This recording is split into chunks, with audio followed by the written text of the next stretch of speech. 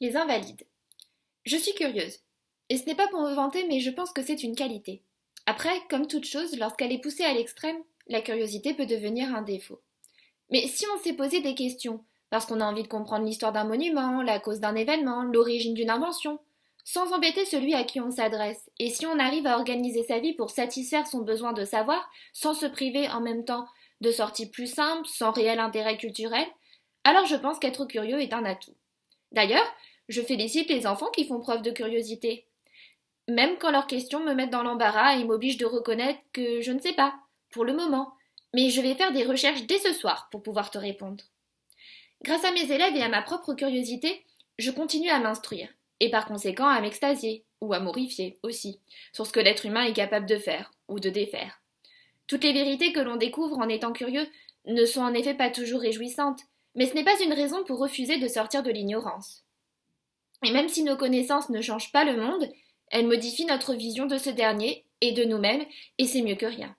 C'est comme le colibri, qui en prenant un petit peu d'eau dans son bec essaye d'éteindre l'incendie dans la forêt, alors que les autres animaux restent à ne rien faire.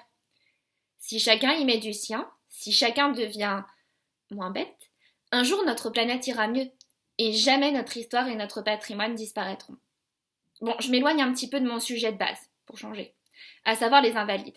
Mais je trouvais ça important de remettre la curiosité à sa juste place. Elle permet en plus à ceux qui l'entretiennent, car je pense que nous naissons tous curieux. N'est-ce pas nous? N'est-ce pas nous qui avons osé sortir du ventre de notre mère où nous étions nourris, chauffés et en sécurité pour découvrir le monde? Elle permet en plus donc à tous ceux qui l'entretiennent de ne jamais s'ennuyer, car ils trouvent toujours quelque chose qui les intéresse, ou de l'intérêt dans toute chose. Pour eux, être curieux est même une chance. Là où je veux en venir, c'est que, selon moi, chaque sortie est source d'apprentissage. Il ne faut donc pas rester chez soi quand on est en forme et qu'on a la possibilité de faire une visite. Quel que soit le lieu, y aller, c'est se donner l'occasion de s'ouvrir à de nouvelles choses, d'élargir son champ de connaissances, voire de se découvrir de nouvelles passions.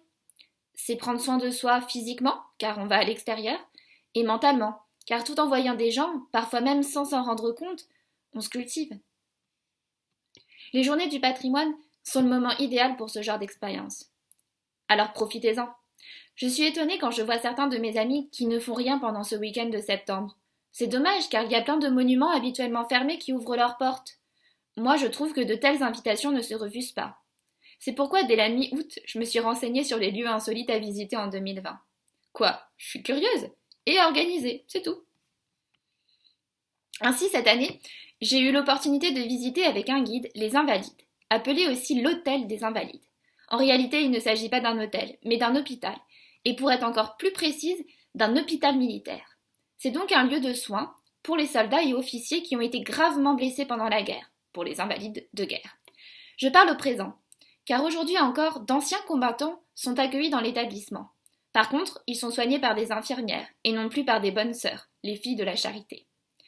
Le nombre de patients aux Invalides est aussi moins important qu'à l'époque de Louis XIV, époque où le monument a été construit, et au cours de laquelle plus de 400 soldats ont séjourné en même temps à l'hôtel des Invalides. En effet, même si une statue de Napoléon Bonaparte, statue située au sommet de la tour Vendôme avant sa disparition, trône dans la cour carrée, dans la grande cour carrée, l'esplanade des Invalides, c'est le roi Soleil qui a eu l'idée de bâtir un hôpital militaire et qui en a financé les travaux.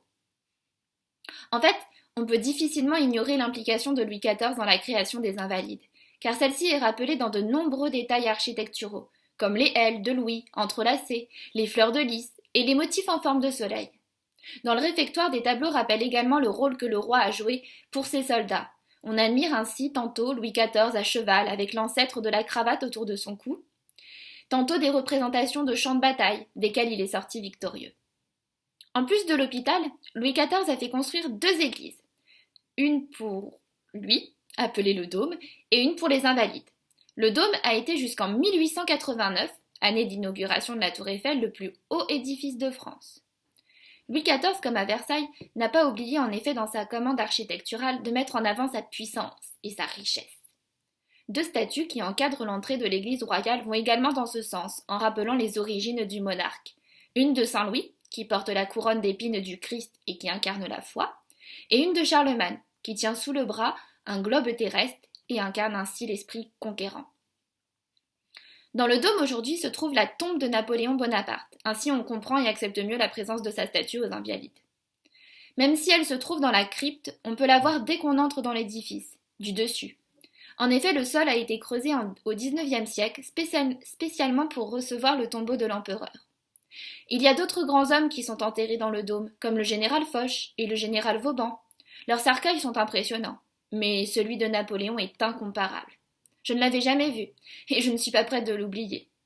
Déjà, on ne peut pas approcher de la tombe. On ne peut qu'en faire le tour, derrière un muret circulaire, gardé par une dizaine de cariatides. Ensuite, la mosaïque au sol, qui énumère les noms des victoires de Napoléon, comme Rivoli, Iéna ou Pyramide, est immense et très colorée. Enfin, le cercueil est lui-même de taille gigantesque et de couleur originale, la pourpre. Je vous ai annoncé que j'avais un guide pour découvrir le monument. Les explications de ce dernier étaient très intéressantes. Mais en plus, grâce à lui, j'ai eu la possibilité de pénétrer dans 2 salles de l'actuel hôpital militaire, habituellement fermé au public. Exclusivité Journée du patrimoine. J'adore. Ainsi, j'ai découvert l'ancienne pharmacie des Invalides, l'apothicairerie.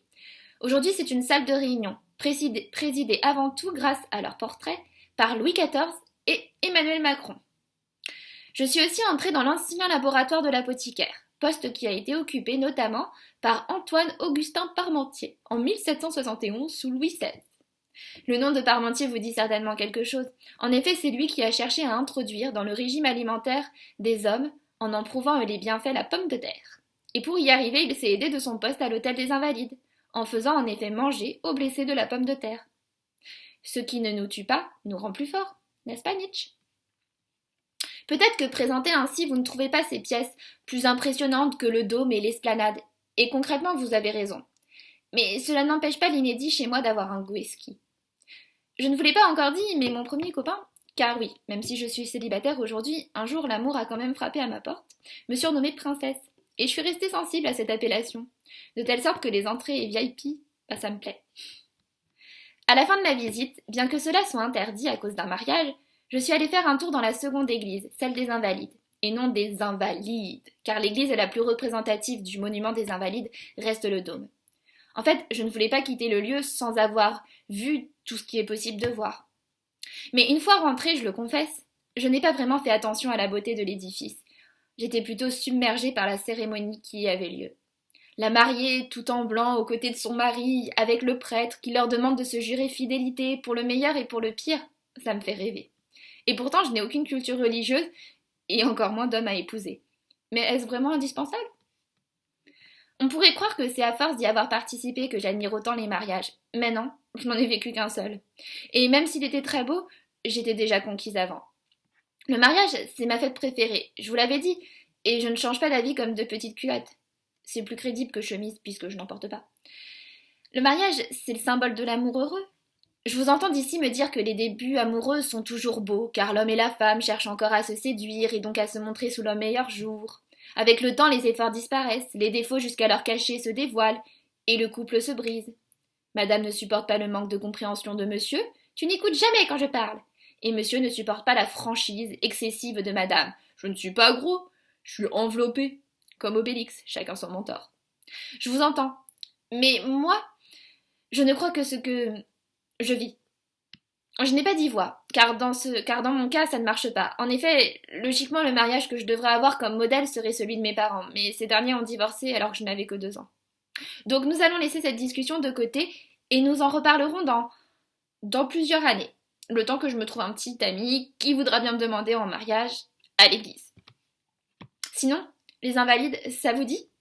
Je n'ai pas fait le musée de l'armée justement, donc j'y retourne avec vous quand vous voulez.